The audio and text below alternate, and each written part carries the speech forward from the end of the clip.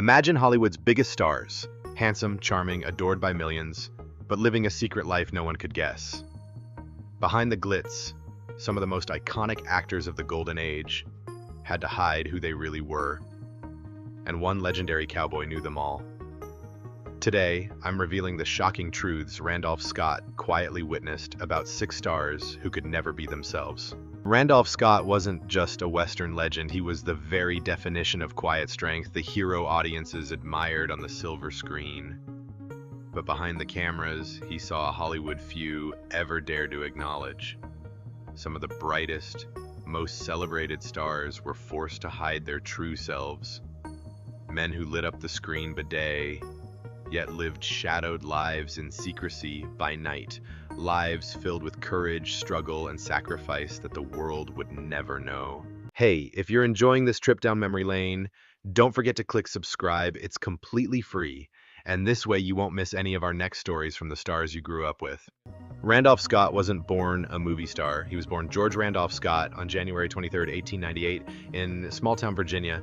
From the outside, he seemed like any other Southern boy, raised in a well-respected family, instilled with manners, discipline, and a quiet sense of responsibility.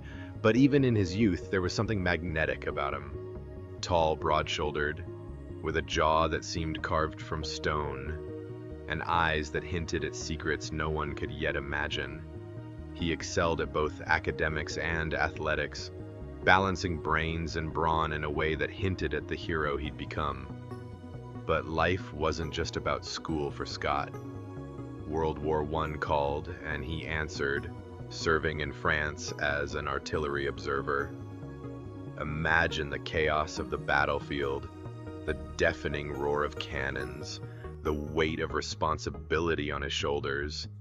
And Scott absorbs it all, emerging from the war with a calmness and resilience that would define his screen presence for decades. After returning from Europe, Scott packed his bags for Los Angeles, chasing a dream most would call impossible. Hollywood in the late 1920s was a glittering, chaotic world of ambition, beauty, and ruthless competition. Yet, somehow, Scott fit right in.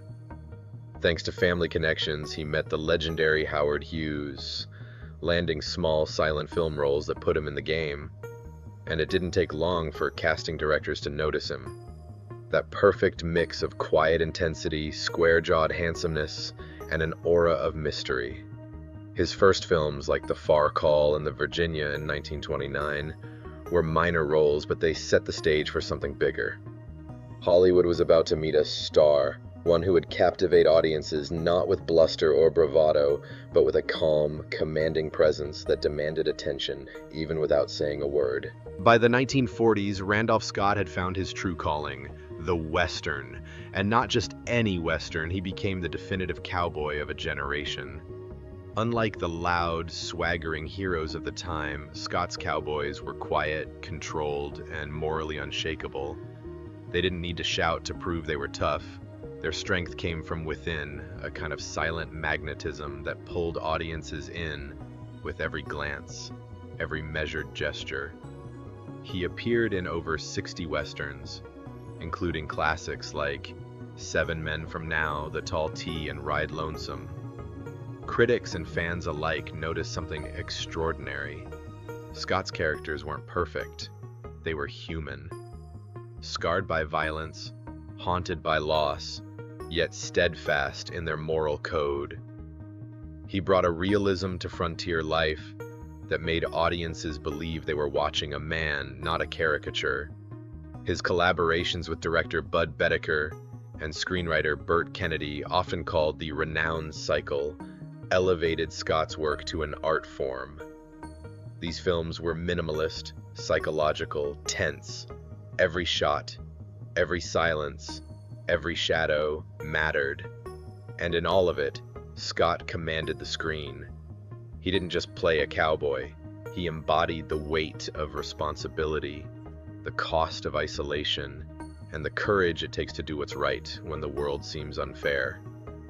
By the 1950s, he wasn't just another actor, he was an icon. People didn't just watch Randolph Scott, they felt him.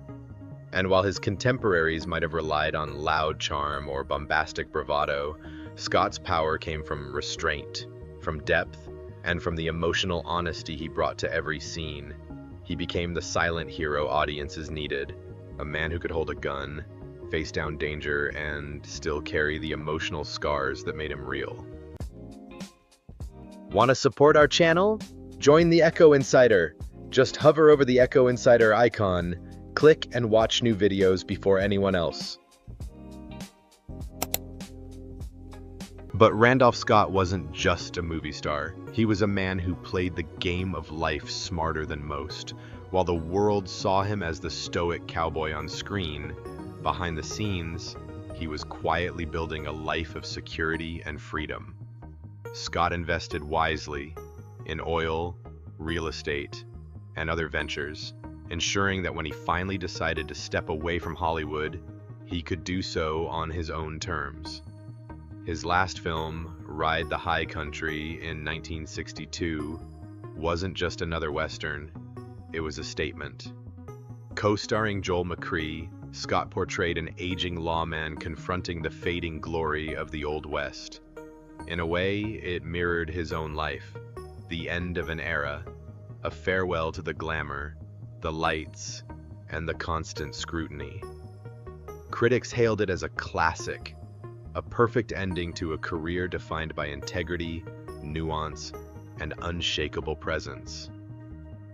Even in retirement, Scott remained quietly formidable. He didn't chase awards, publicity, or headlines. Instead, he commanded respect the old-fashioned way, through professionalism, consistency, and an almost tangible aura of dignity. Hollywood may have been loud, scandal-driven, and relentless, but Scott showed that real power often comes from restraint. Off-screen, Randolph Scott's life was a study in contrasts. On camera, he was fearless, moral, and untouchable. Off-camera, he carefully curated a private, grounded world that shielded him from Hollywood's chaos. His first marriage, to Marion DuPont, seemed glamorous, linking a rising star to East Coast aristocracy. But it was short-lived, lasting only 3 years. Though their romance ended, Marion kept the Scott surname for decades, hinting at a connection deeper than gossip ever suggested. In 1944, Scott married actress Patricia Stillman, and their partnership would become one of Hollywood's most enduring love stories. Patricia was 21 years his junior, stepping away from her own brief Hollywood career to build a home with Scott. A home defined by privacy, love, and shared values. 6 years later, they adopted 2 children, Sandra and Christopher, creating a family that remained far removed from the glare of studio lights. What's remarkable is how Scott balanced it all. Even as his Western legend grew, he gradually reduced his workload to focus on family. He wasn't seeking fame, applause, or the fleeting thrill of Hollywood glory.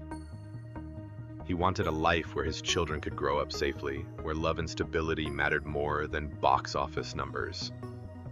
In an industry notorious for chaos, broken marriages, and scandal, Scott and Patricia built a life of quiet resilience, a life that spoke volumes without ever needing the spotlight. Hollywood in the golden age was a dazzling world of glamour, but behind the lights and cameras there were shadows few dared to speak about. Randolph Scott, a man of both quiet observation and deep empathy, understood that better than most. Later in life, he revealed something shocking. He knew 6 of Hollywood's biggest stars were gay, but had to live their lives in secret. In a world where a single rumor could end a career overnight, these men navigated fame, fortune, and friendship while hiding their true selves. The first name Scott mentioned was Cary Grant, a man whose charm seemed effortless, but whose private life was carefully guarded. For over a decade, Grant and Scott shared a home in Santa Monica, leading the press to dub them bachelor roommates. Yet behind the facade of casual friendship, there was something deeper, something the world could never see. Then came Montgomery Clift, whose tortured performances mirrored the turmoil of his hidden life. Injured in a devastating car accident in 1956, Clift's inner conflicts intensified, and Scott watched with empathy as one of Hollywood's most gifted actors struggled to exist in a world that demanded lies. Next was Merv Griffin, the genial talk show host and media mogul whose smiling public persona hid a man who had to carefully balance secrecy and ambition. Then Jim Nabors, beloved for his innocent television roles who could only live openly decades later, and Cesar Romero, the suave, flamboyant Joker whose elegance masked a life the public never knew. Finally, Rock Hudson, perhaps the most tragic of all, built a career on romantic ideals while carrying a crushing secret, one that would only be revealed decades later, shaking Hollywood and the world alike. Scott wasn't gossiping, he was honoring bravery. He acknowledged the hidden pain these men endured, the lives they had to perform off screen, and the courage it took just to survive in Hollywood's unforgiving spotlight. Every glance, every handshake, every carefully curated public appearance came at a personal cost, a cost Scott understood better than most. What Scott revealed wasn't just scandal, it was a window into the brutal reality of Hollywood, a world obsessed with image, perfection, and control. The 6 men he named lived double lives. The public adored them, critics praised them, but behind the cameras, they carried a secret that could destroy everything. And Scott, ever observant, saw the toll it took. The laughter on set, the charm at premieres, the bright smiles in photographs. They were all masks, shields against a culture that didn't forgive difference. Rock Hudson's story is perhaps the most haunting. The young heartthrob, adored by millions, spent his career under a tight leash, guided by agents and studios who managed every move, every relationship. Only decades later, after his diagnosis with AIDS in the 1980s, did the world learn the truth. Scott mourned the years Hudson lost hiding who he was, the love he couldn't show, the life he couldn't fully live, and in naming all 6 men, Scott wasn't simply recounting names. He was casting a quiet indictment on an era that demanded dominance, a Hollywood that punished authenticity. Yet through all of it, Scott's own life remained a testament to integrity and dignity. He never exploited their stories, he never sensationalized the truth. Instead, he offered empathy, understanding, and recognition. A subtle acknowledgement of the sacrifices and bravery hidden behind the bright lights of Xiaohui's fame. His legacy, like his Western heroes, was defined not by showy gestures, but by quiet courage, by living with honor, and by leaving a mark that would last far longer than fleeting scandal ever could. Scott passed away in 1987 at 89, remembered as a Western icon, a disciplined professional, and a man of integrity.